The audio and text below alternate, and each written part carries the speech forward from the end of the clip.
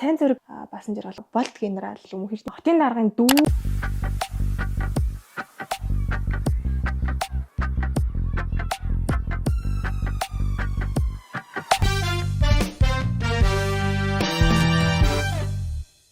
манай ерөнхий сайд чинь нэг Швейцар яваад ирсэн шүү дээ санаж байна уу? Тийм. Тийм сая оны дараа ах тий. Тийм баха нэг сард өвөл байсан. Тийм. Тэг бас их юм сурж ирсэн биш үү? Яасан гэсэн чинь сайхан нөгөө хүүхдээ эрхийг хамгаалах үндэсний зөвлөлд хоролцсон. Тэгээ тэн дээр нөгөө хаврын морин уралдааны талаар асуудал яригадаад тэгээд энэ одоо төрийн бас байгууллагын хүүхдээ эрхийг хамгаалагч нарын зүгээс бол одоо энэ хавар болохоор л нэг морин уралдааны тухай зүйл яригадаад байх юм аа. Одоо энийг нэг талд нь гаргаад зэгцлээд хүүхдүүдийг одоо бүр энэ хаврын морин уралдааныг бүр одоо ингэж хориглох шаардлагатай байна гэдэг шаардлага тавьсан. Тэгсэн чинь манай ерхий сайдын хариултаас аягүй сонирхолтой. Ингэж Швейцарт ингэж ингэж ярьдгаа. Та нар ингэж хүлд орхоос ахуулаад морин өндөг болвол бид нар хүлд орхоос ахуулаад ингэж цанаар гулгадаг. Тэгээ энэ бол юм адилхан юм аа гэж ингэж хэлсэн. Тэгээ тэнд ч гэсэн хүүхдийн эрхийн асуудал яригддаг, манайд ч гэсэн яригддаг адилхан байгаа шүү. Тэгэхээр одоо энэ бидний өв соёл, уламжлал гэдэг юм чинь бас энэ дээр яригдж байгаа учраас бас наантай цаантай харах хэрэгтэй гэсэн юм ухааны юм ярьж байна. Тэгээд одоо бидэг зохицуулалт нь яг ямар байд юм болоо гэдгсэн чинь 2019 онд засгийн газрын хуралдаанаар одоо хаврын морин уралдааныг 11-р сарын 1-ээс 5-р сарын 1 хүртэл одоо уралдуулахыг хориглоно гэд уг нь бол хориглосон юм байна. Тэгээд одоогийн нөгөө асуудал нь юу байгаа юм бэ гэхлээр ингэ нэг сэргээх гээд байна гэдэг юм хардлага л яваад байгаа юм байна гэж ойлгосон. Би бас тэр Швейцар гэдгийг сонсоогүй юм байна. Нэг ийм видео л яваадсан шүү дээ ерөнхий сайдын тунгалаг тамир арман дээр бол оролдож ирсэн байдаг. Яг үнэ. Захиур төмөр дээрээс оролдож ирсэн уншаарай та нар гэд. Тийм учраас киног нь ядаж үзээрэй л гэдээсэн үгүй юу? Яг ингэ боддоор ихтэй тэрийг ингэ сэргийний гэдэг юм уу зүгээр ер нь бас эргэж харах хэрэгтэй гэдэг саналаа хэлж байгаа юм уу тий. Тэгээс одоо юу энэ хавар одоо уралдаан цохин байгуулад гэж одоо бол найдахгүй шүү дээ. Тий, нэг талдаа гаргая гэсэн санаа байгаад байна гэж ойлгосон. Тэгээд ерөнхий сайдын бас нэг санаа нь ингээд хориглох тусмаа эн чинь бас нөгөө нууцаар ингээд хийгээд ах аюултай байдаг шүү. За гэдэг юм бас ярьж илээ. Тэгэхээр бас нэг талдаа бас үнэн тий. Тэгээ уг нь бол одоогийн тэр засгийн газрын тогтооллын дагуу болвол дөнөв маргаашгүй уралдаад ах тийм зохицуулалт байхгүй харагдаад байгаа. Тийм. Би нэг санчлаа нэр түрүү жил билүү нэг аль аймагт билээ говь дунд говийн нэг сумч билүү нэг уралдаан зохион байгуулна гэд шийдчихэд бас нэг хэлэн болсон. Тэр уралдаан яг 1-р сард болсон юм уу болоогүй юм тэр тий. Болоогүй хэсэг бол тийм сошиал дээр яг өнгөрсөн оны 1-р сард яг энэ асуудлаар нөгөө гарч ирээд улсын хурлын гишүү за баасан жаргал гишүүн тэргүүтээ эмгтэй гишүүд бас харагдчихсан нэ намжим гишүүн тэр байсан баг. Нөгөө ингээ уйлаад нөгөө камерын урд ингээд нөгөө сэтгэл хөдлөлөө барьж чадахгүй байгаад байсан шүү дээ. Яг тэр үйл явдлыг болох үеэр наа асуудал чи яригдчихсэн баг гэж би бодчих. Тийм. Тэгээд уралдаагүй байх хаа. Тэр чинь нэлээд хүчтэй одоо гишүүдийн зүгээс акц гэх юм уу яасан шүү дээ. Саяхан ярьж байгаа зүйл болохоор нөгөө төрийн бас байгууллагын төлөөлөгч нь хэлсэн байсан. Одоо энэ уяачдын чинь зүгээс акц хийгээд шүү. Тэгээд нөгөө ингээд уламжлалаас сэргэхтэй гэдэг юм утга агуулга бүхий юм тараагаад байна. Тэгээд нөгөө буцаагаад энэ нөгөө хориглосон юм чинь болилчих үедээ энэ төр гэсэн юм хэлсэн болов. Магадгүй хуулиар хориглох хэрэгтэй гэдэг жиж бас магадгүй энэ. Одоо ч нөгөө тогтоолоор хориглосон байгаа даа учраас. Гэтэ саяны яриа дуусгахаар бас тэр нөгөө түрүү жилийн тэрнийг засаг даргын захирамжтай холбоотой юм дээр тэр баасан жаргал гишүүн чинь ер нь бас парламентын гишүүн болоогүй бахта зүгээр ч байх. Одоо хуульчаар одоо мэргэжлэрээ ажиллаж байхдаа яг энэ хүүхдийн эрхийн хамгаалах тухай асуудлаар араас нь нэлийн тууштай явж исэн хүн учраас одоо тийм сэтгэл хөдлөл байсан байх. Түүнээс гинт гарч ирэл хуулиад байсан юм бас хүмүүс бас тэгж ойлгосон зарим тийм. Гэтэ бас эн чинь 2019 тэр нөгөө засгийн газрын саяны ярьсан тогтоол гарахаас өмнө нөгөө захирааны эргийн шүүхийн шийдвэр бол гарсан байсан. Нөгөө 17 онд санаж тий. Нөгөө дүнжин гарав хаврын морин уралдааны зохион байгуулалттай холбоотой. Тэгээ нөгөө төрийн бас байгууллагууд нэлийн олон төрийн бас байгууллагууд хамтраад ингээд нэхэмжил гаргаад тэгээ тэр нөгөө зохион байгуулах тэр одоо хугацааг нь тогтоосон засгийн газрын тогтоолыг захирааны эргийн шүүхэд өгөөд шүүх бол уг нь тэр тогтоолын биелэлтийг төтгөлцүүлсэн байхад одоо тухайн үед засгийн газар шийдвэрийг дааж мөрдөг гэх юм уу уралдааны зохион байгуулалт дууссан. Ингээд нөгөө захиргааны иргэн шийдвэрлэх тухай хууль заасны дагуу энэ чинь нөгөө нэг хууль бус байсан гэдгийг тогтоох нэг хэмжил болоод цааш үргэлжлэж процесс нь явж болдог. Тэр журмаараа яваад ер нь хүүхдийн эрхийг хамгаалах тухай хууль за тэгээд хүүхдийн эрхийн тухай олон улсын конвенц нөгөө хүүхдийн төвчшгүй хөдөлмөрийг хориглох тухай олон улсын хөдөлмөрийн байгууллагын гэрээ олон улсын гэрээ гэх мэт ийм эрх зүйн баримт төвчгүүд заасны дагуу энэ одоо 5 дугаар сарын 1 хүртэл гэдэг өмнө агуулга нь бол байсан билээ. Тэгээд тэр нь замдаа ингээ нөгөө өвөл болж хувираад дүнжин гараа уралдаан гэдэг юм гарч ирсэн байсан. Тэгэхээр энэ хүүтний улиралд ингэж тийг одоо морин уралдаанд оролцуулах нэг юм уу? Одоо хүүхдийн эрхийн зөрчил болохоор байна. Одоо нэг талаас бас эн чинь хүүхдийн төвчшгүй хөдөлмөр гэдэг ойлголтод бас хамаарах юм гэсэн юм одоо эрх зүйн дүгнэлт нь бол хийгдсэн байгаа. Тэгэхээр засгийн газар хэрвээ одоо яг тэрийг сэргэнэ гэж байгаа бол яг хууль тогтоомжийнхаа хүрээнд тэгж яаж зохицуулах нэлийн яригтэй л асуудал болох байх. Хоёрдугаарт одоо яг хэвээр бид нар ингээл зарим хүмүүс харахаар ингээд нэг өдөр хүүхд гэрээсээ гарч ирээл шууд уралдчихаал ингээл явчихж байгаа юм шиг харагдаж байгаа боловч яг нөгөө унаач хүүхдийн талаас нь чинь бас зөвхөн нэг өдрийн уралдаан биш. Бэлтгэгддэг юм шиг байна. Тэр чинь бас нэлийн юм цаг хугацаа шаардсан бас цагийн агаарын нөхцөл байдал тэгээ яг өв соёл уламжил гэдэг талаас нэг хүмүүс ярьж байгаа шиг байна. Гэтэ яг миний бодлоор бол бас эн чинь одоо тэр манай ерөнхийдөө яриад байгаа захиур төмрийн үед ингээд жип дагаа те ингээд машин зам дээгүүр уралддаг ийм олон норм ингээд уралдааныг ингээд зохион байгуулдаг байхгүй л байсан байх л та. Тэг миний олж уншснаар бол яг энэ үндэсний архивын баримт төвчгүүд одоо яг ингэж хавар одоо үндэсний хэмжээний гэж уралдаан зохион байгуулж исэн баримтууд байдгүй юм байна гэж байна. Онцогийн хувьд бол 2004 оноос эхлээд нөгөө юу яасан юм бэ? Өвлийн морин уралдаанд ороод нөгөө байр эзлэх юм бол гэх юм уу одоо цол нэмэгтэй холбоотойгоор өвөл ингэж одоо морин уралдуулах тийм соёл тэмдэрсэн юм байна л да. Тэгээд 19 онд хоригдсан гэхээр нэг 15 жилийн түүхтэй өвөл морин уралдуулдаг юм соёл байсан гэсэн. Тэгэхээр яг энэ дээр бас нөгөө өв уламжлал соёл гэж яриад тахнаас тохиромжгүй маа гэж тухайн үед одоо баасан жаргал гишүүний зүгээс хууль тогтоогч энэ зүгээс гэх юм уу парламентын гишүүн одоо байр суурь илэрхийлж шүү дээ. Ийм байр суурьтай байсан. За тэгээд одоогийн хууль эрх зүүн одоо нөхцөл байдлын хүрээнд гэх юм бол өвөл хаврын уралдаанд 18 хүртэл насны хүүхдийг бас уралдуулахыг хориглосон байдаг. Ийм залт байд юм байна гэж ойлгосон. Тэгэхээр яг өнөөдөр байгаа зохицуулалтаар бол бас тийм бодиттой аюул бол харагдахгүй байгаа юм. Гэхдээ нөгөө нэг тэр лобби хийгээд байна, акц явуулаад байна гэдэг хүрээнд яана энийг сэргээчих үедээ гэдэг айдас бол нөгөө хүний эрхийг хамгаалагч хөрмөс байгууллагын дунд маань бол явж байгаа юм байна гэж ойлгоод байгаа. Бас ер нь өмнө бас ингээл санамж ярихад нөгөө морин уралдааны тухай хуулийн төсөл гэж явж исэн байхаа. Тэр бол батлагдаагүй. Одоогийн манай зохицуулч нэг үндэсний баярын наадмын тухай хууль гэдэг маань зөвхөн одоо баярын наадмын 7 сарын дундуур болдог одоо баярын наадмын тухай ингэж ярьж байгаа дуусчдаг болохоор яг одоо хаврын морин уралдаанд ийм шаардлага тавина гэсэн одоо парламентын хэмжээнд батлагдсан тийм хууль байхгүй гэж ойлгож байна. Яг ерөнхий зохицуулалт нь хүүхдийн эрхийн тухай хууль гэдэг ч юм уу ингээд ерөнхий хуулиудынхаа зохицуултыг бариад явдаг байсан. Тэгээд хориглогдсон юм түүхт. Тэгэхээр одоо сүнсэн асуудал нас зүйтэй болж тараад байгаа юм тий. Яг ингээд тухайлсан хууль гаргаад тодорхой болгоод хэм хэмжээг нөгөө нэг ингээд ардуур урдуур нууцаар нэг ингээд юм одоо хийхдгээргүй хэмжээнд гэх юм уу. Тэр одоо хэм хэмжээний актыг нь боловсруулад хүчүүл тий тодорхой хэмжээний айл хэсгийг хориглох, айл хэсгийг нээж өгөх юм гэдгээ илүү тодорхой болгох хэрэгтэй юм шиг байна. Тийм. Тэгээ яг манай ерөнхий сайдын нэг юмтай би бол одоо аягүй санал нийлэл байна л да. Ингээд хориглоод тах тусам ингээд нууц хэлбэршээлждэг. Тэр маань одоо зөвхөн уралдааны тухайд харин ярих нь зохистой юм уу зохисгүй юм уу? Ингээл ер нь манай төрчин зарчмын хэрэгтэй. Ингээл хориглол тэрийг бол ингээл аягүй том ашиг сонирхол үндэсний одоо аюулгүй байдал ухааны юм яриа юм бол байдаг шүү дээ. Тэр хүрээндээ бас тэр зарчмаа нэвтрүүл хийсэн л. Уг нь мэддэг л юм байна шүү дээ гэж.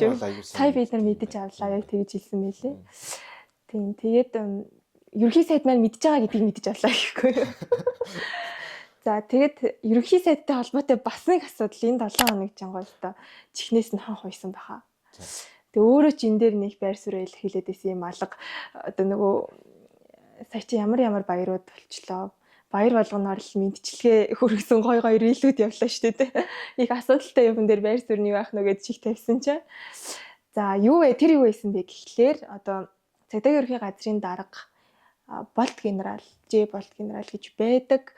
Хоёулангийн одоо айгүй олон удаа давтагдж байгаа нөгөө нэг хүүхдийн цугийн зодооны хэрэг гэдэг байгаа шүү дээ. Тэн дээр бас би хэлжсэн чи хэрвээ анзаарсан болвол үлзэн ишиг гэдэг нэг хүүхд яригадаад байгаа. Тэр хүүхд нөгөө миний бол цагдаагийн дарга Зандаач тэр ерөнхий сайд болцсон намайг та нар яаж чадахгүй гэж хэлсэн гэж одоо Санжаа Чопл маань улиг шүүхөрлөөр тэгж хэлсэн тийм. Тийм. Санжаа Чоплыг яг тэгж хэлсэн гэд прокурорын зүгээс хэлсэн шүү дээ. Тэгээ тэрнийг нөгөө сөргүүлээд би бол тэгж хэлээгүй. Харин тэр үлзэн ишиг гэдэг хүүхд тэгж хэлсэн шүү. Тэгээд би дараа нь хэвлэлээс уншихад тэр Болт гэдэг хүн юу яасан цагдаагийн дарга болцсон байсан гэж бүр яг хэлжсэн. За тийм одоо хөөрхөн юм rumorтай гэх юм уу юм хов живийн донд тутгалдаад амьдсан хүн маань хууль бусаар цагдаагийн ерхий газрын дарга гэдэг албан тушаалд томилогдчих ёлоо гэдэг асуудлыг Цэхүүр цэгийн сайт бол гаргаж тавьсан. За тэгээд яагаад вэ гэхээр яагаад вэ гэдгийг мэдэж байна уу? Яг тоочны мэдгүй.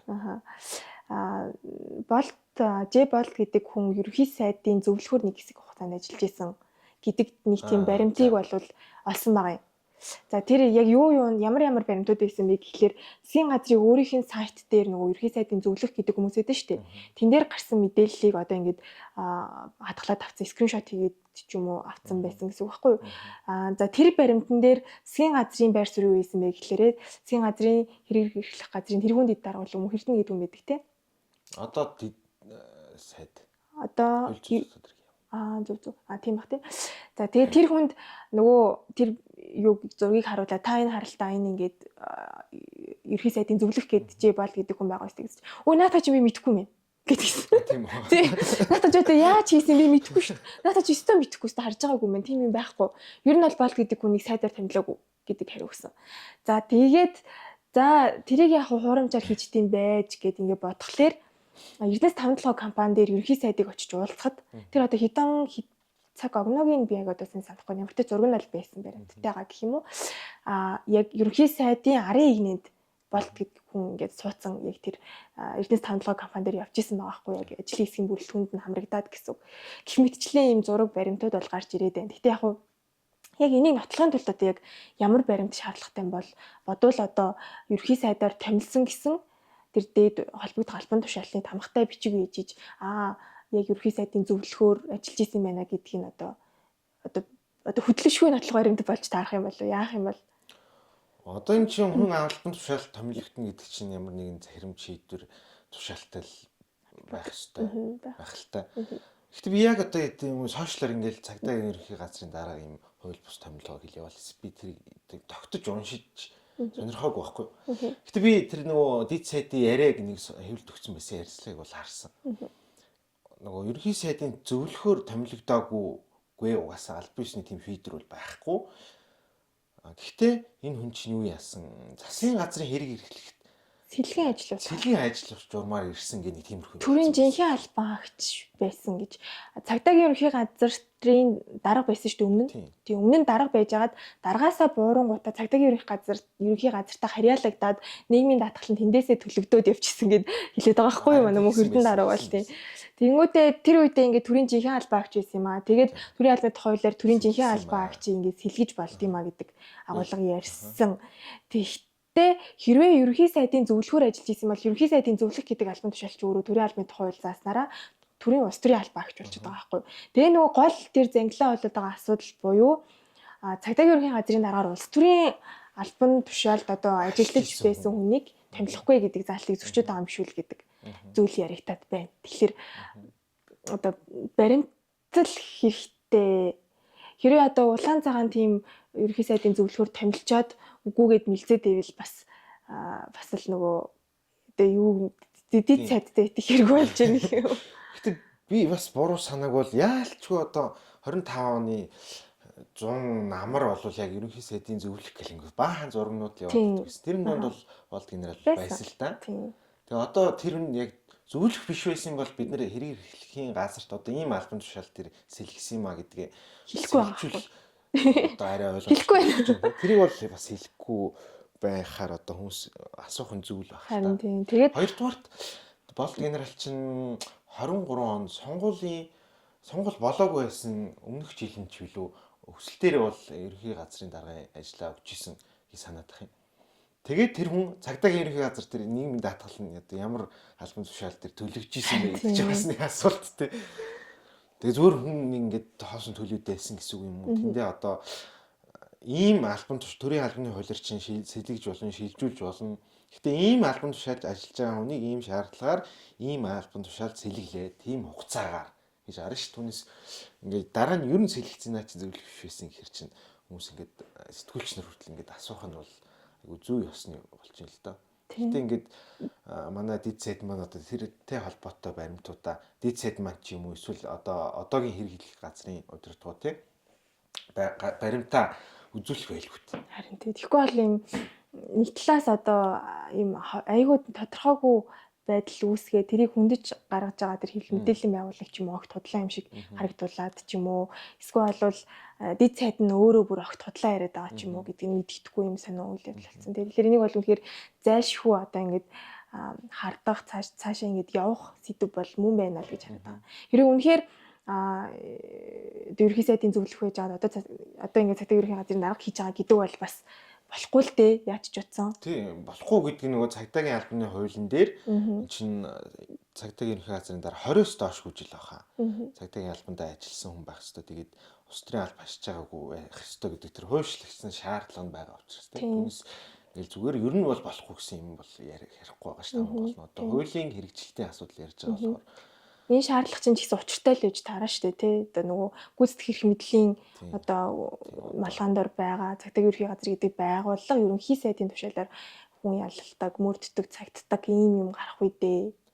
Тийм яг нөгөө улс төрчин ингээд удирдлага дээр очихоор тэр байгууллагын бодлогыг ингээд улс төрийнхөө одоо юм арга хэрэгсэл болгоод авах үедээ л гэдэг үгнээс цагдаагийн удирдлагч гэсэн за прокурорын хувьд ч гэсэн бас нэг улс төрч ош томилогдоод ерөнхий прокурор нэг хэсэг ажиллаж байгаа. Тэрнээс хойш бол буцаа тэр хууль нь улс төрийн албан тушаалтан байх боломжгүй гэдэг тэр хөлбөр рүү орсон санагдчих. Би анх тэр нөгөө нэг бол генералийн юм хүмүүс айгу сошиалдыг өөр бичээд ахарна тэр нөгөө нэг ажилласан хугацааны шаардлага хангахгүй гэдэг юм бахта гэж бодоод өнгөрсөн байхгүй. Тэгэхээр л өөр юм байсан юм байна.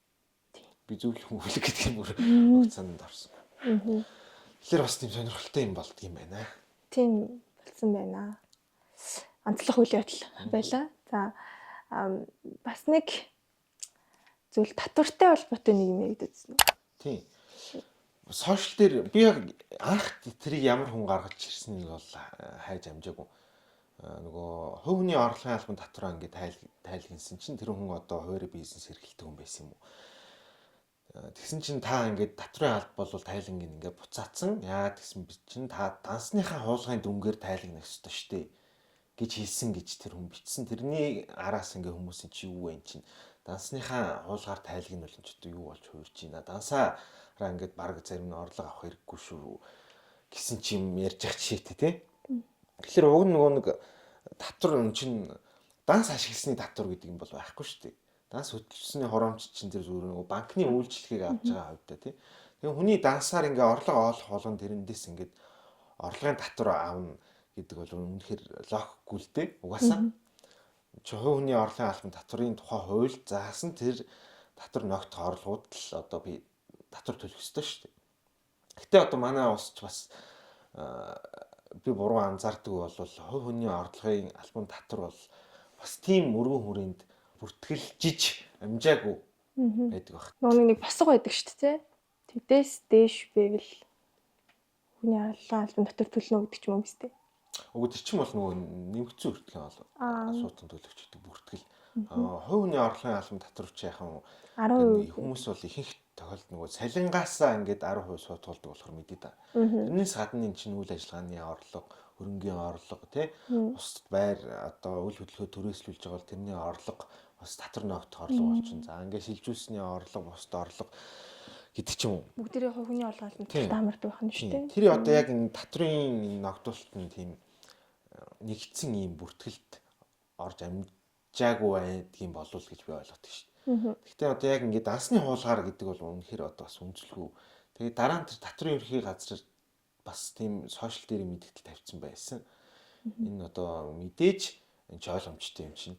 Дасны хуулгаар тайлын гэсэн юм бол манайх яриаггүй гэсэн утгатай мэдээлэлтэй. Ханы мэрэгжлийн хэлсэн бол бас тэр нөгөө ийм шаардлага тавьсан тэр татрын албан хаагчд бас тодорхой хэмжээний сануулгах ч юм уу хариуцлагын тооцоол хэрэгтэй байх л та тий. Чи бас иргэд нийгэмдээ эн чинь тийм ойлгомжгүй юм. Үнэхээр хүн болгон тэр татрын тухай тийм өөрийн мэдлэг байхгүй. Тэгэл одоо татрын байцаагч үнэхээр тэгж хэлсэн бол хүн тэгж л ойлгох л байлгүй тий. Тэгээ нөгөө талаас нь ч бас нэг хүн сурталын ажил хийдэг байхгүй. Дасны хуулгай одоо би ингээд хоёлаа хоол идээ тэгээд би төлчий дараа над руу хийчихээрээ гэ тэгэнгүүт одоо би татраа төлөх болчихж байгаа ч юм уу. Чи айгу энгийн юм логик нийцээгүй хууль тогтоомжтой юм биш үү гэдэг юм сэтгэл бас хүмүүс төрүүлэхээр бас хүмүүсийн итгэл нь жоохон алдарддаг. Тийм шүү дээ. Тухайн мэрэгчлээ өөрөө тэр нөгөө нэг юугаар аргачлал журмаа бас мэдхгүй байсан баг. Тэгэхээр тэр нь өөрсдөд нь юм тодорхойгүй ойлгомжгүй байгаад идэг юм уу? Тэгэхээр энэ байгууллага нөгөө мэрэгчлэлтэндээ ингээ хурж одоо ажиллах тэр нөгөө хүнд үйлчлэх тэр мэдлэг мэдээлэл ур чадварыг нөгөөгүй өөрөө ч бас яагаагүй аваагүй нөхөр байна гэж. Яг манай төрийн албан хаагчнаар яг нөгөө стресстэй байдаг л байх л та ингээл олон хүнтэй харьцахаар тэр болгондоо одоо би стресстэй учраас алдаж болно гэдэвэл энэ ч бас хин хиндэ айгу төвхтэй болчихж байгаа. Тэгэхээр юу н татварч хэлтгүүн төрийн үйлчлэгээнүүд маань бас тодорхой болох болтугай. За энэ хооронд нийслэлийн засаг даргын маань асуудлаас хөндөгдөд. Нэг солих байх тухай юмыг хоёул өмнө ярьж амжлаа.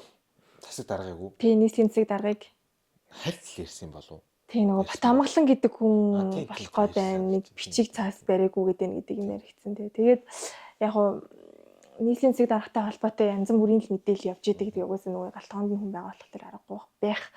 Тэгээд бас нэг ноцтой юм юу байсан бэ гэхлээр өнгөрсөн 3 засаг даргатай харьцуулахад хамгийн их газар олгосон байна гэдэг аахгүй. Гэтэ яагаад энэ асуудал юм бэ гэхлээр өөрөө газар олгохыг хориглосон нийслэлийн хэмжээнд.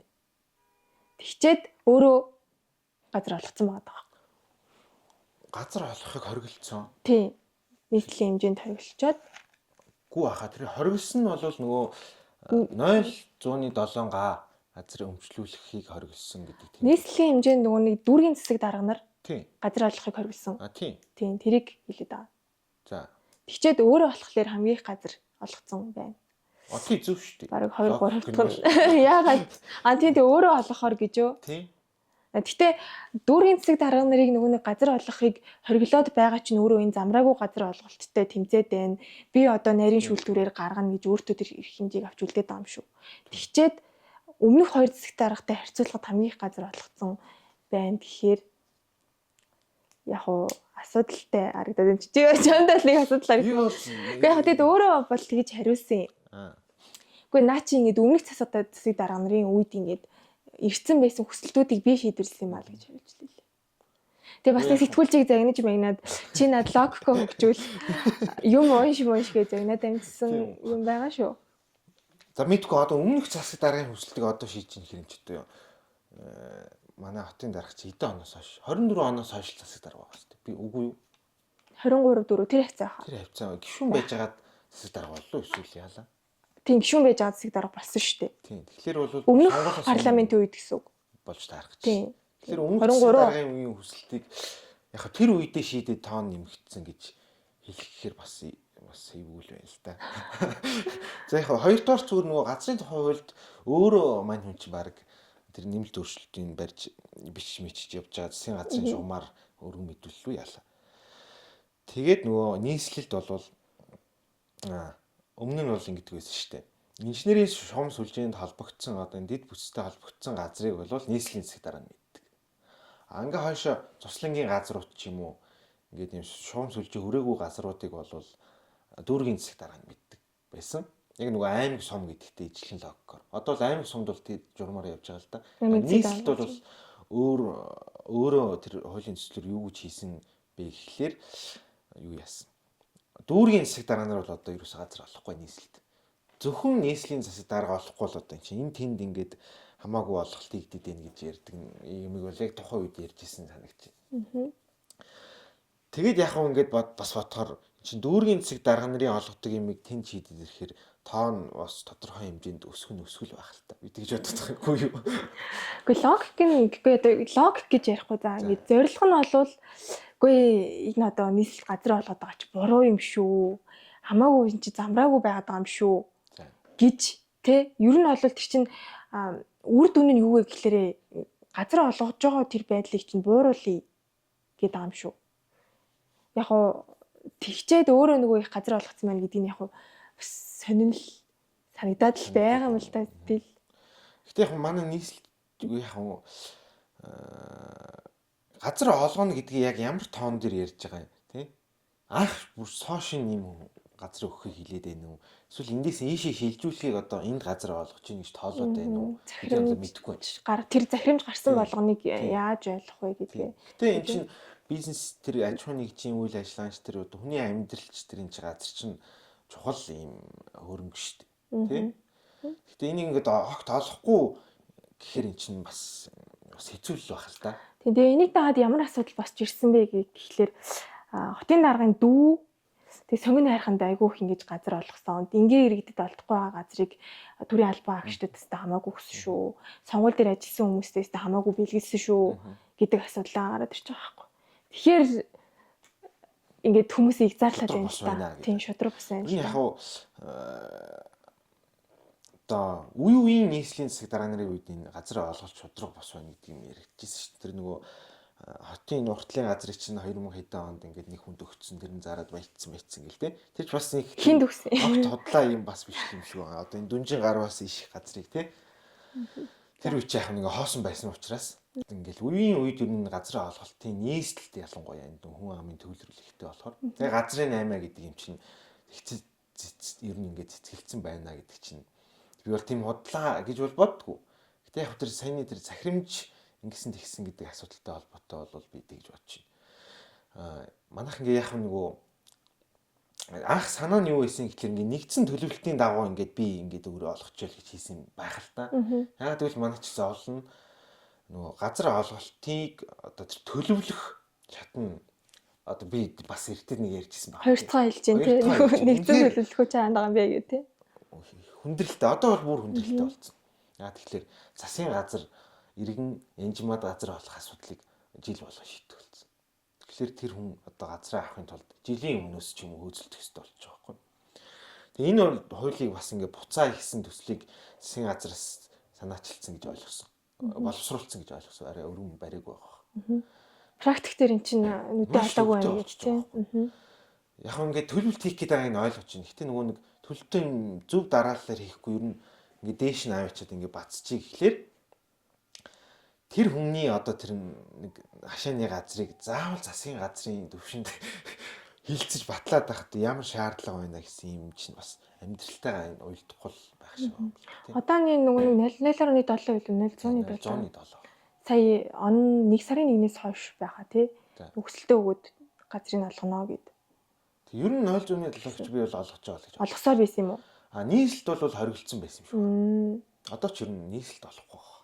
Орон нутгууд бол олгож байгаа. Өсөлтөө бол аваад байгаа юм шиг. Өсөлтийг нь бол өгөөд байгаа юм шиг л тийм. Шийдвэрлэх нь бол нөгөө удаан байна. Тэр дараа бол шийдвэрлэхгүй байна гэсэн юм яригдсан шүү. Яг он гарсны дараа.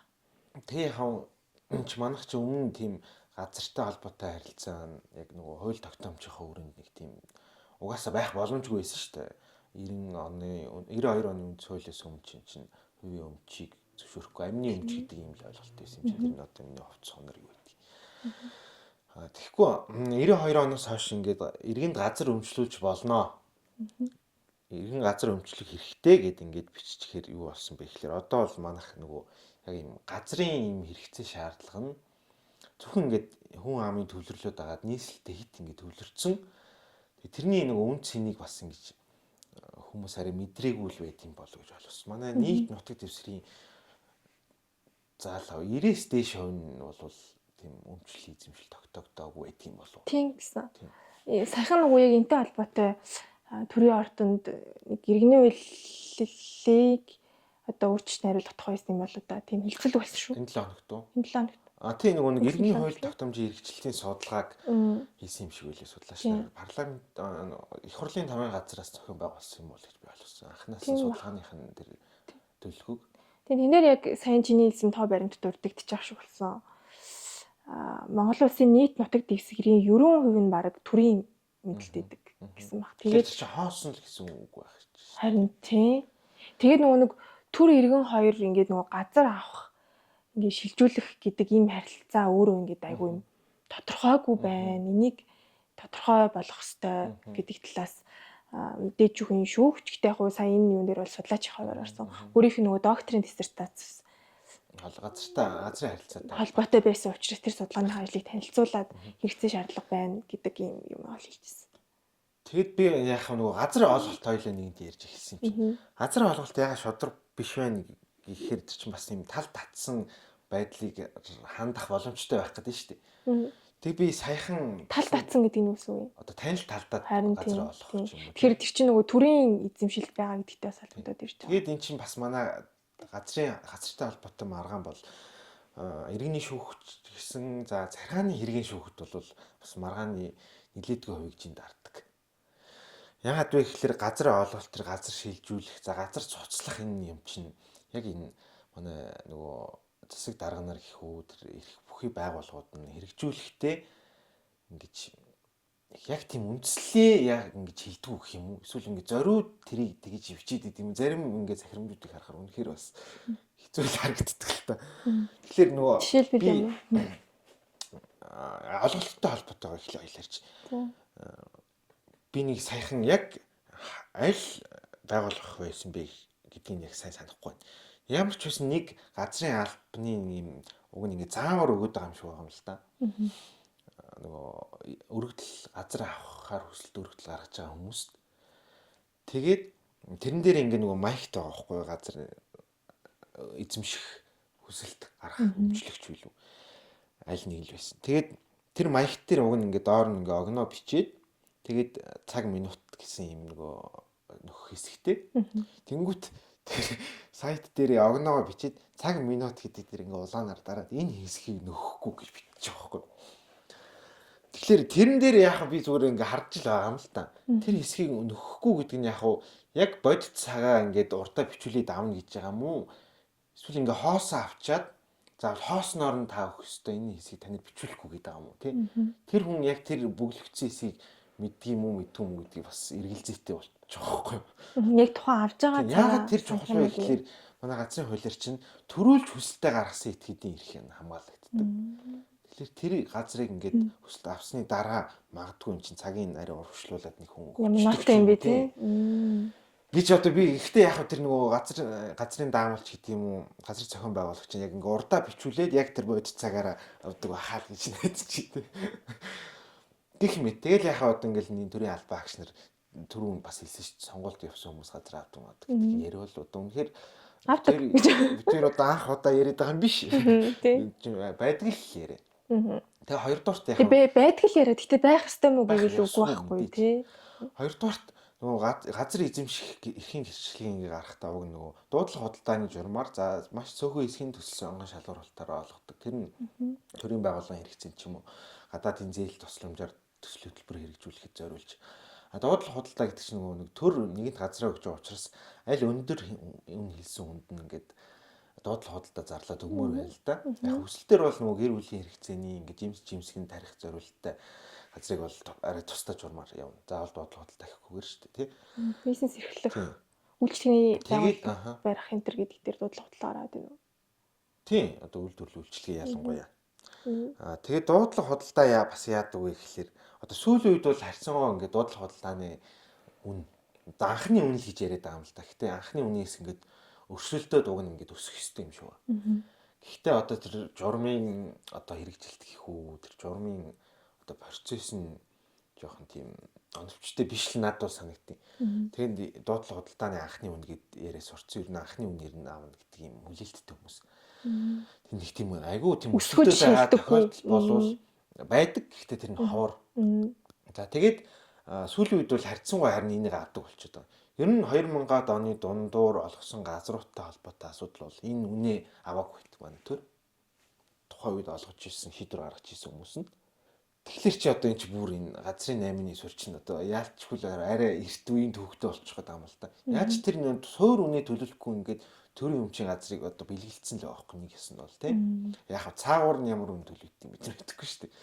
Тэгээд тэр чинь ингээд хүн ам төлрөөд ирэхээр одоо газрын үн бол маш их юун дуудлага хөдөлтааны анхны үнээр зардаг газар гэж лавл одоо нийслэлтийн төвд бол байхгүй болчихж байгаа.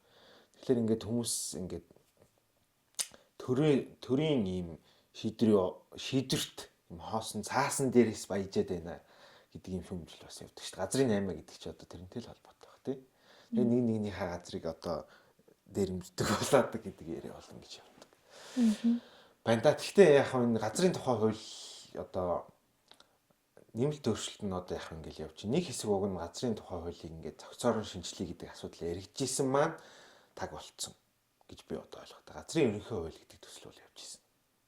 Гэхдээ одоо энэ газартай холбоотой асуудал бол одоо үнэхээр шийдэхгүй л бол энэ бол маш асуудалтай. Ялангуяа нийслэлийн хэмжээ. Ялангуяа нийслэлд одоо орон нутагт одоо чухал өндөр байгаа юм чинь.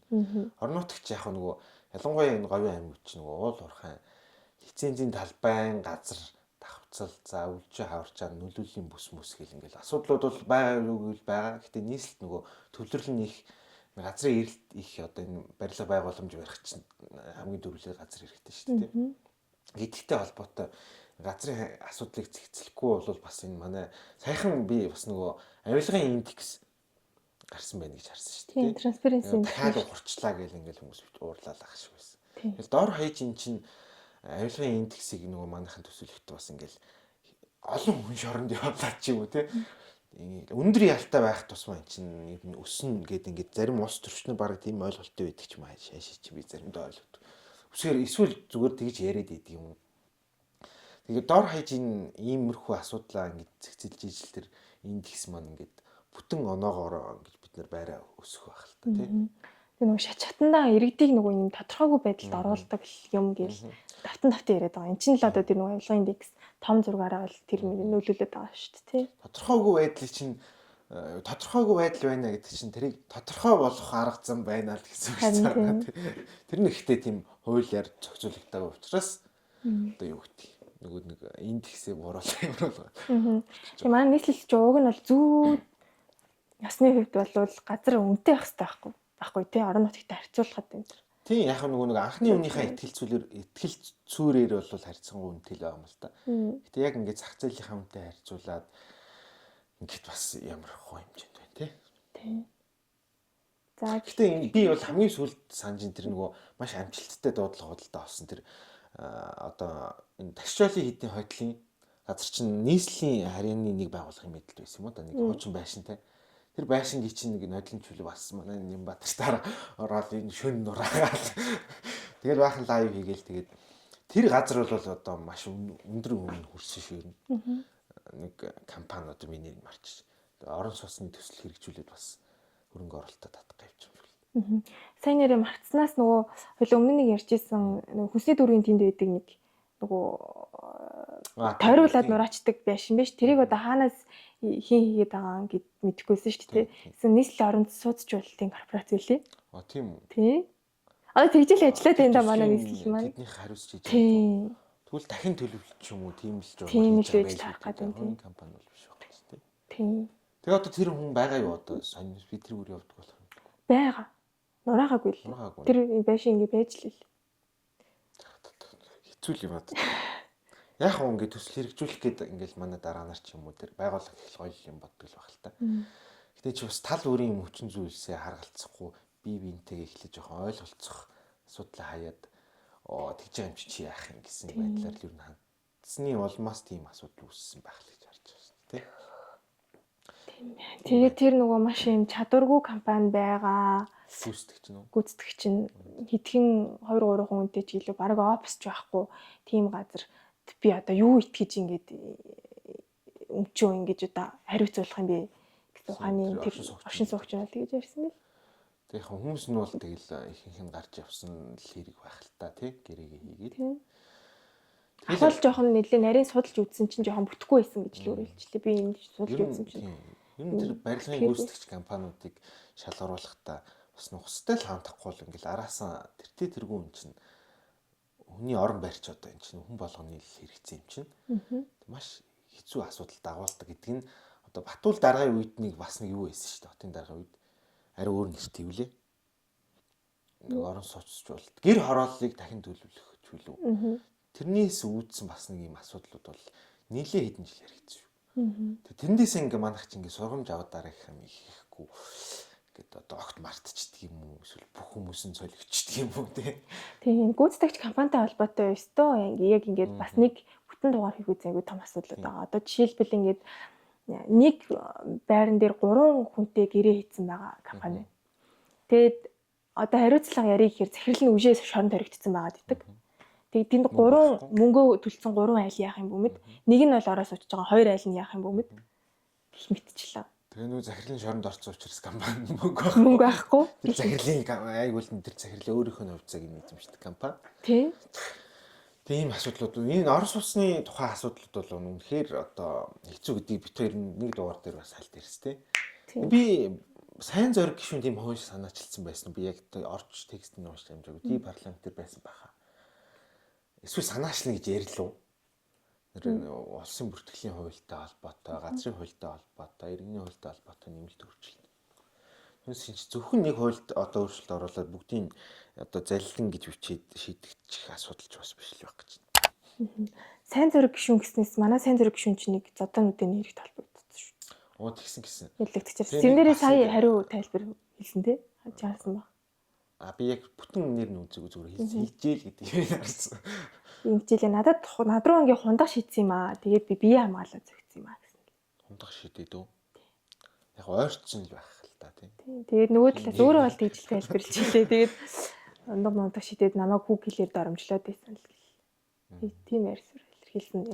Одоо хөнгө хохирол учруулсан гэдэг зүйл ангиар ялагдчихаар татсан гэж манай хөл зүүн сайд дийлсэн байсан. Тийм. Тэгээ хилийн хориг тавигдсан шүү. Тасан зэрэг л харамж. Тийм. Тэгэл одоо яхам жоохон уура барих бах уу манай. Тэр тайлбар мэлнээс нь харахад байлаа мэдгүй гэж.